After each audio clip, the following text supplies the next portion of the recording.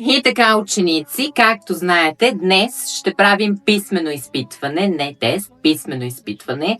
Така че, моля, изведете по един лист и този път искам да оставите всичките си телефони отпред на бюрото ми.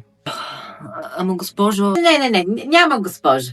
Просто тук няма да си играем на котка и мишка. Аз да не съм звероукротител. Докато не преброя 27 телефона на бюрото ми, ние няма да започнем писменото изпитване. И времето си тече. Чакам телефони. Ето, заповядайте.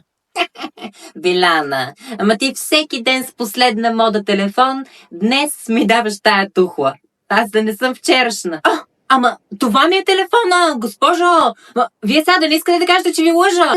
Биляна, моля те да не се разправяме. Значи, взимай си тухлата и чакам твоето мобилно устройство на бюрото ми. Ето, госпожо. То пък човек не може да препише. Като изкарам двойка, вие сте виновна. Истинско безочие, истинско безочие.